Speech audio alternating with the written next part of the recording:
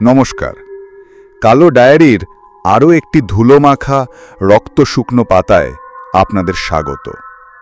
প্রতিটি শহরেরই কিছু নিজস্ব ক্ষত থাকে, কিছু গল্প যা রাতের নিস্তব্ধতায় ফিসফিস করে ফিরে আসে।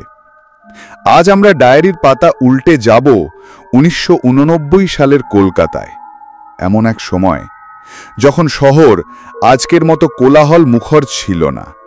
রাতের কলকাতা ছিল শান্ত, কিন্তু সেই শান্তির চাদরের নিচে লুকিয়ে ছিল এক অশরীরী আতঙ্ক, এক এমন ছায়ামূর্তি যার কোনো নাম ছিল না, মুখ ছিল না, ছিল শুধু এক ভয়ঙ্কর পরিচিতি, স্টোন ম্যান। এই গল্প শুধু একজন সিরিয়াল কিলারের নয়, এই গল্প একটি শহরের অসহায়তার, পুলিশের দিশেহারা লড়াইয়ের এবং এক অমীমাংসিত ভয়ের, যা আজও কলকাতার বাতাসে ভেসে বেড়ায়। চলুন আজ সেই অভিশপ্ত 6 মাসের গভীরে ডুব দেওয়া যাক। 1989-এর কলকাতা। একদিকে নন্দন, বইমেলা, কফি হাউসের ইন্টেলেকচুয়াল আড্ডা, অন্যদিকে ক্রমবর্ধমান বেকারত্ব আর রাজনৈতিক অস্থিরতা। একদিকে ভিক্টোরিয়ার আভিজাত্য, অন্যদিকে হাওড়ার ঘিঞ্জি গলি, আর ফুটপাথে শুয়ে থাকা হাজারো পরিচয়হীন মানুষ। এই বিরোধাভাসের শহরেই জন্ম নিয়েছিল স্টোন ম্যান। জুন 1989, হাওড়ার শিবপুর এলাকা। ভোরের আলো যখন সবে ফুটছে, তখন এক চাদর বিক্রেতা প্রথম মৃতদেহটি দেখতে পান। একজন পরিচয়হীন মাঝবয়সী মানুষ।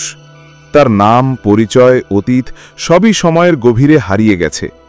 দেখে মনে হচ্ছিল আর 5টা সাধারণ মৃত্যুর মতোই, কিন্তু কাছে যেতেই দৃশ্যটা বদলে গেল। লোকটির মাথা সেখানে ছিল না, ছিল থেতলে যাওয়া মাংসপিণ্ড। পাশে পড়েছিল প্রায় 30 কেজি ওজনের একটি রক্তমাখা পাথর। প্রাথমিকভাবে পুলিশ ভেবেছিল এটা হয়তো ফুটপাথের 2 বাসিন্দার মধ্যে বচসার ফল, একটি বিচ্ছিন্ন ঘটনা হিসেবেই ফাইলবন্দি হতে চলেছিল কেসটা। কিন্তু তারা জানত না, এটা ছিল কলকাতার বুকে লেখা হতে চলা এক রক্তহীন করা অধ্যায়ের প্রথম অক্ষর। কয়েক সপ্তাহ কাটতে না কাটতেই মধ্য কলকাতায়, তারপর হাওড়া ব্রিজ সংলগ্ন এলাকায় একই দৃশ্য, একই পদ্ধতি।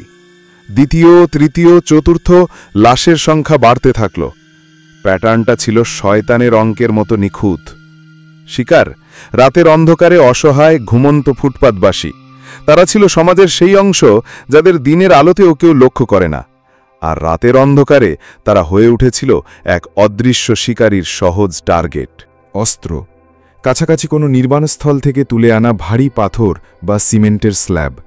হত্যাকারী নিজের সাথে কোনো অস্ত্র আনত না, সে ঘটনাস্থলকেই তার অস্ত্রাগার বানিয়ে নিত।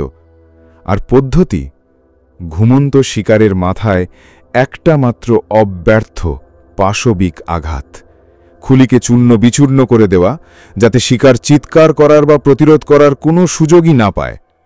সবচেয়ে অদ্ভুত এবং ভয়ের বিষয় ছিল এর উদ্দেশ্য।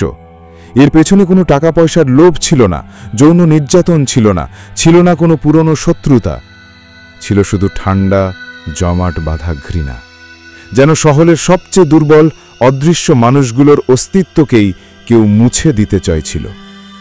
6 মাসের মধ্যে 13টি হত্যাকাণ্ড। খবরের কাগজের প্রথম পাতা থেকে চায়ের দোকান, সর্বত্র তখন একটাই আলোচনা, একটাই ফিসফাস, একটাই ভয়, স্টোন ম্যান। কলকাতা শহর, যা তার সংস্কৃতি আর উৎসবের জন্য পরিচিত, তা যেন এক ভয়ের চাদরে মুড়ে গেল। সন্ধ্যা নামার সাথে সাথে রাস্তাঘাট ফাঁকা হয়ে যেত। ফুটপাতবাসীরা আর একা ঘুমত না, তারা দল বেঁধে একে অপরকে পাহারা দিয়ে রাত কাটাত। কেউ কেউ আবার পুলিশ স্টেশনের বারান্দায় বা মন্দিরের চাতালে আশ্রয় নিত। রাতের কলকাতা যেন এক মৃত্যু ফাঁদে পরিণত হয়েছিল। শুধু গরিব মানুষরাই নয়, ভয় ছড়িয়ে পড়েছিল মধ্যবিত্তদের মধ্যেও। রাতে একা বাড়ি ফিরতে ভয় পেত সাধারণ মানুষ। অনেক পাড়ায় স্থানীয় ক্লাবগুলো নিজেরাই লাঠি হাতে পাহারা দেওয়ার ব্যবস্থা করেছিল। একে অপরের প্রতি অবিশ্বাস আর সন্দেহ দানা বাঁধতে শুরু করেছিল। আপনার পাশ দিয়ে হেঁটে যাওয়ার শান্ত নিরীহ চেহারার মানুষটিও কি হতে পারে সেই স্টোনম্যান? এই প্রশ্নটা তখন কলকাতার বাতাসে ভাসছিল। তৎকালীন মুখ্যমন্ত্রী জ্যোতি বসুর ওপর চাপ বাড়ছিল। সংবাদ মাধ্যম প্রতিদিন পুলিশের ব্যর্থতা নিয়ে প্রশ্ন তুলছিল। শহরবাসীর নিরাপত্তা নিয়ে প্রশাসনকে কড়া সমালোচনার মুখে পড়তে হয়েছিল। স্টোনম্যান শুধু মানুষ খুন করছিল না, সে একটি শহরের আত্মবিশ্বাস আর নিরাপত্তা বোধকেও ধীরে ধীরে হত্যা করছিল। কলকাতা পুলিশ ততদিনে তাদের ইতিহাসের অন্যতম কঠিন কেসের মুখোমুখি। একদল সেরা অফিসারকে নিয়ে একটি বিশেষ টাস্কফোর্স গঠন করা হলো, যার নাম দেওয়া হয়েছিল অপারেশন স্টোনম্যান। কিন্তু তাদের লড়াইটা ছিল এক ভূতের বিরুদ্ধে। চ্যালেঞ্জগুলো ছিল পাহাড় প্রমাণ। এক, প্রযুক্তির অভাব। সেটা ছিল 1989 সাল। সিসিটিভি ছিল না, ডিএনএ প্রযুক্তির ব্যবহার ছিল প্রায় শূন্য, মোবাইল ফোন বা ডিজিটাল ডেটাবেসের কোনো অস্তিত্বই ছিল না। পুলিশের কাছে ছিল শুধু তাদের পুরনো পদ্ধতি, সোর্স, জেরা আর অনুমান। 2, অদৃশ্য ভুক্তভোগী। নিহতদের কোনো অতীত ছিল না, কোনো রেকর্ড ছিল না। তাদের পরিবার বা বন্ধুদের খুঁজে বের করা ছিল প্রায় অসম্ভব। ফলে হত্যাকারীর সাথে তাদের কোনো পুরনো শত্রুতা ছিল কিনা তা জানারও কোনো উপায় ছিল না। 3, নিখুঁত অপরাধী। হত্যাকারী এতটাই ধূর্ত ছিল যে ঘটনাস্থলে একটা আঙুলের ছাপ, জুতোর দাগ বা একগাছি চুলও পাওয়া যায়নি। সে জানত পুলিশ কি খুঁজবে। পুলিশের মরিয়া প্রচেষ্টা। Undercover operation. অনেক পুলিশকর্মী রাতের অন্ধকারে ভবঘুরের ছদ্মবেশে ফুটপাতে ঘুমিয়ে থাকার নাটকও করল হত্যাকারীকে ফাঁদে ফেলার জন্য। কিন্তু স্টোনম্যান ছিল তাদের থেকেও এক ধাপ এগিয়ে। সে যেন পুলিশের প্রতিটি পদক্ষেপ আগে থেকেই আঁচ করতে পারত। ব্যাপক জিজ্ঞাসাবাদ। পুলিশ শহরে শত শত ভবঘুরে মানসিক রোগী এবং পুরনো অপরাধীকে জেরা করল। এমনকি কসাইখানার কর্মী, নির্মাণ কর্মী, যাদের ভারী জিনিস তোলার অভ্যাস আছে, তাদেরও সন্দেহের তালিকায় রাখা হয়েছিল। কিন্তু কোনো সূত্র মেলেনি। Red herring. এর মধ্যেই বেশ কিছু ভুল তথ্য এবং গুজব ছড়াতে থাকে। একবার খবর ছড়ায় যে এক তান্ত্রিককে আটক করা হয়েছে, আরেকবার এক মানসিক রোগীকে স্টোনম্যান সন্দেহে গণপিটুনি দেওয়া হয়। কিন্তু প্রতিবারই পুলিশকে হতাশ হতে হয়। যখন সমস্ত বৈজ্ঞানিক প্রমাণ ব্যর্থ হয়, তখন জন্ম নেয় নানা তত্ত্ব। কে ছিল এই স্টোনম্যান? তার এই নৃশংসতার পিছনে কি কারণ থাকতে পারে?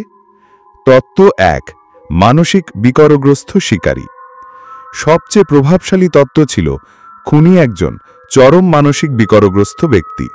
মনোবিদদের মতে সে হয়তো এমন একজন যে সমাজের প্রান্তিক মানুষদের ঘৃণা করে, অথবা সে নিজেই একসময় গৃহহীন ছিল এবং চরম অত্যাচারিত হয়েছিল, যার প্রতিশোধ সে এখন অন্যদের ওপর নিচ্ছে।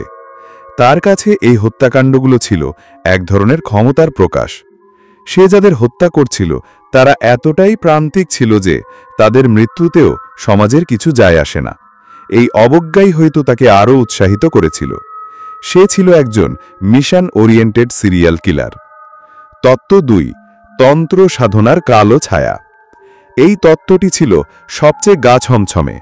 8 দশকের শেষেও কলকাতার অলিতে গলিতে তন্ত্র সাধনার গোপন চর্চা ছিল। অনেকেই বলতে শুরু করে এর পিছনে কোনো তান্ত্রিক বা গুপ্ত সাধক গোষ্ঠীর হাত রয়েছে। তারা নরবলির অংশ হিসেবে এই হত্যাকাণ্ড ঘটাচ্ছে। এই ধারণাটি আরও জোরালো হয় কারণ কিছু হত্যাকাণ্ড অমাবস্যার রাতে বা শনি ও মঙ্গলবার ঘটেছিল বলে মনে করা হয়, যা তন্ত্রমতে বিশেষ তিথি। এই ধারণাটি সাধারণ মানুষের মনে ভয়কে আরও বহুগুণ বাড়িয়ে দিয়েছিল। তত্ত্ব 3, বম্বে কানেকশন। এক শহরের ছায়া অন্য শহরে। আর সবথেকে রহস্যময় এবং আন্তর্জাতিক স্তরে চর্চিত তত্ত্বটি ছিল বম্বে সংযোগ। 1985 থেকে 1988 সাল পর্যন্ত বম্বের, আজকের মুম্বাই, সায়ন এবং মাটুঙ্গা এলাকায় ঠিক একই পদ্ধতিতে একাধিক হত্যাকাণ্ড ঘটেছিল। সেখানকার খুনিকেও মিডিয়া স্টোনম্যান নাম দিয়েছিল। তাহলে কি কলকাতার স্টোনম্যান আর বম্বের স্টোনম্যান একই ব্যক্তি? সে কি কোনো ট্রাক ড্রাইভার বা ভ্রাম্যমাণ শ্রমিক ছিল যে এক শহর থেকে অন্য শহরে গিয়ে তার হত্যার নেশা মেটাত? নাকি কলকাতার খুনি ছিল একজন কপিক্যাট কিলার, যে বম্বের ঘটনা খবরের কাগজে পড়ে অনুপ্রাণিত হয়েছিল এবং সেই নৃশংসতাকে নকল করতে চেয়েছিল? দুটি শহরের পুলিশের মধ্যে তথ্য আদান প্রদানও হয়েছিল, কিন্তু কোনো ঠোস প্রমাণ মেলেনি যা দুটি ঘটনাকে এক সুতোয় বাঁধতে পারে। যখন মনে হচ্ছিল এই মৃত্যু মিছিল আর কখনো শেষ হবে না, পুলিশ এবং শহরবাসী যখন চূড়ান্তভাবে হতাশ, ঠিক তখনই হঠাৎ করে সবকিছু থেমে গেল। 1989 সালের পর আর কোনো স্টোনম্যান হত্যাকাণ্ড ঘটল না। যেমন আকস্মিকভাবে তার আবির্ভাব হয়েছিল, ঠিক তেমনি আকস্মিকভাবে সে মিলিয়ে গেল, কোনো ক্লু ছাড়াই। কোথায় গেল সে? সে কি অন্য কোনো শহরে চলে গিয়েছিল নতুন শিকারের খোঁজে, নাকি অন্য কোনো ছোট অপরাধে ধরা পড়ে জেলে বন্দী ছিল, যা পুলিশ কখনো জানতে পারেনি? অথবা তার কি স্বাভাবিক মৃত্যু হয়েছিল, নাকি তার হত্যার কোটা পূর্ণ হয়েছিল? এই প্রশ্নগুলোর উত্তর আজও অজানা। স্টোনম্যান কোনোদিন ধরা পড়েনি। সে তার সমস্ত রহস্য নিয়েই যেন অন্ধকারের অতল গভীরে হারিয়ে গেল। সে যেন শহরকে দেখিয়ে দিল, সে যখন চেয়েছে শুরু করেছে, আর যখন চেয়েছে থামিয়ে দিয়েছে। স্টোনম্যানের উত্তরাধিকার। এই ঘটনা এতটাই প্রভাবশালী ছিল যে এটি নিয়ে বলিউড এবং টলিউডের সিনেমাও তৈরি হয়েছে। 2009 সালের হিন্দি ছবি দ্য স্টোনম্যান মার্ডার্স এবং 2011 সালের বাংলা ছবি 22শে শ্রাবণে স্টোনম্যানের ছায়া দেখতে পাওয়া যায়। এক আরবান লেজেন্ড।